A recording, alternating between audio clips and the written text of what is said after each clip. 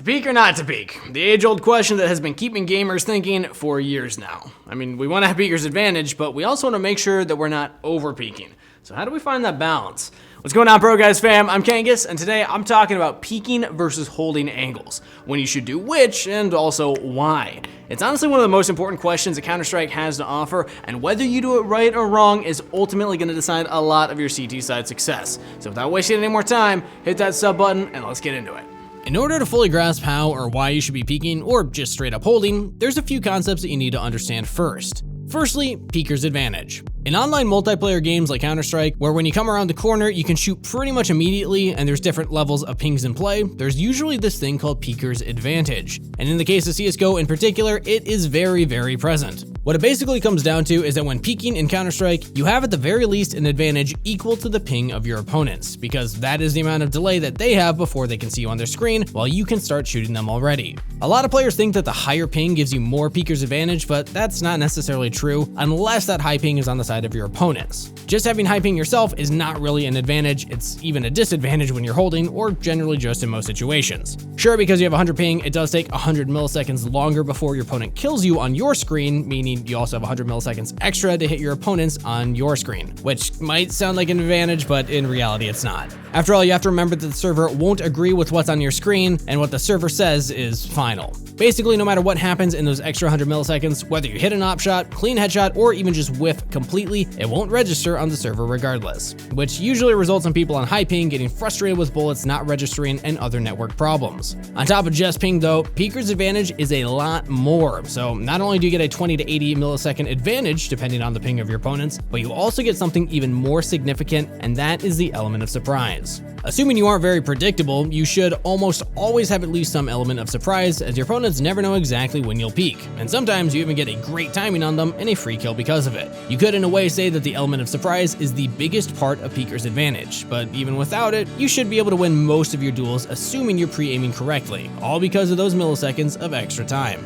So now that we have that out of the way, let's quickly cover our question of the day. Today's question being, do you play any other games outside of Counter-Strike, and if so, which are you playing? I've been into Riot games a lot lately and playing Valorant and League of Legends, but I find that I can't play those games for too long in a row or else I could just get too toxic. But let me know what you've been playing in the comments down below.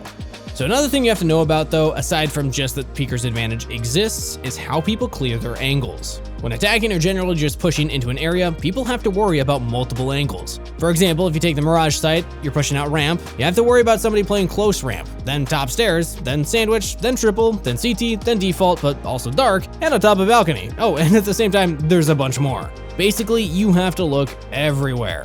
Of course, people will try to clear all these angles one by one, taking a little bit of time for each of them in order to make sure that they don't peek multiple opponents at once and can keep their crosshair placement on point. That's great and all, because if somebody is holding your angle, you have a good pre-aim, and you also don't have to worry about peeking multiple opponents at once, unless everything works out nicely. But if somebody is not holding an angle and instead peeks it after about a second or two of not holding it, the odds of you looking at another angle at that time are suddenly a lot higher.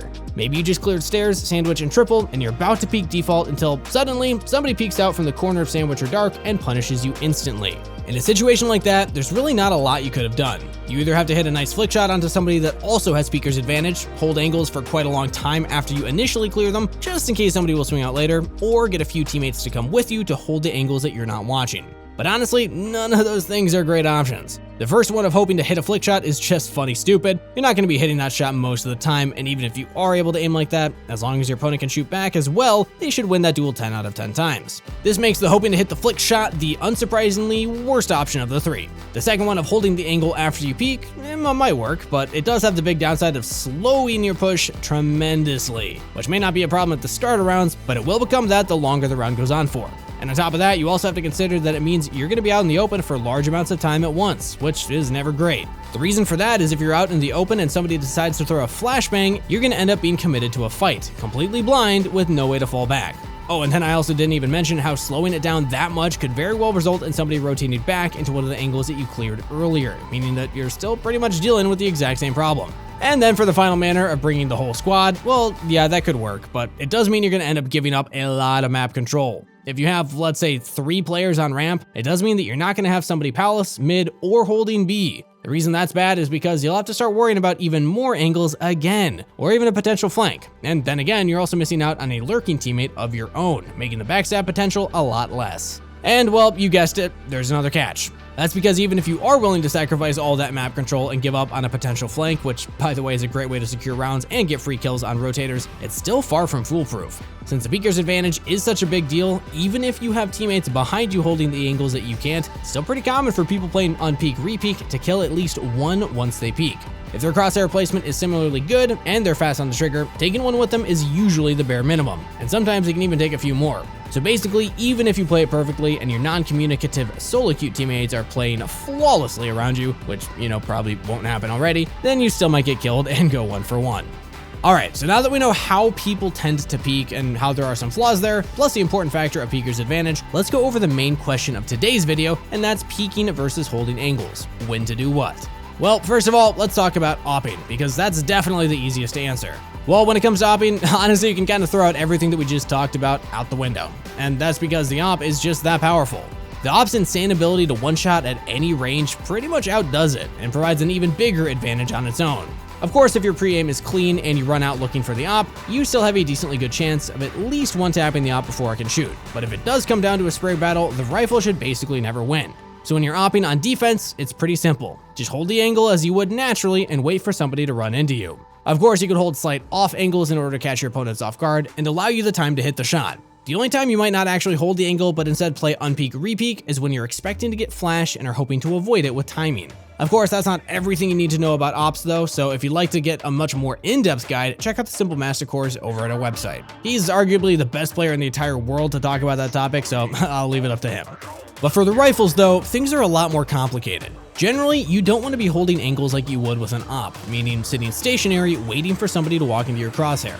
After all, if you do that, you're just allowing your opponents to have full peeker's advantage instead of giving it to yourself or even having a neutral fight. And as you can probably imagine, gifting your opponents a favorable fight for free is among the stupidest things you can do, and is just not the way to go.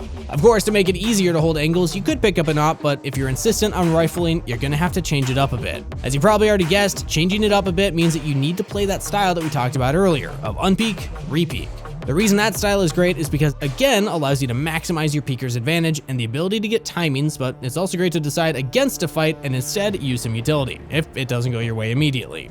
Of course, you can't just play the style anywhere, or, well, you in theory could, but it's just not as effective everywhere. For example, playing unpeak repeak on close ramp on a Mirage works, since you have that peeker's advantage, but it doesn't take advantage of the way that people clear angles, because people will be having the crosshairs at your position once you get peeked. If you're unsure why that is, well, just think about it. If you're still walking up ramp, there's no point having your crosshair anywhere else than close ramp, as there's no other angles to worry about. The same thing can be said about stairs though. If people are just chilling in ramp and are waiting for opponents to peek, they can hold stairs completely safely, without having the fear of being peeked from another angle. If you play dark though, for example, you're instantly a lot more likely to catch your opponents off guard, because if they're in a position to clear dark, they're also open to a lot more angles that they need to be aware of, and thus could be looking at. Basically, you need to find yourself an angle where you're able to have both the peeker's advantage and also the possibility of timing, and you should be good to go. Of course, if you're unsure how to find them and this isn't really clear to you right away, again, feel free to give the video a rewatch or even to book a session with one of our top ranked coaches. They can help you understand everything when it comes to positioning or any other Counter-Strike concept and get you to the rank of your dreams.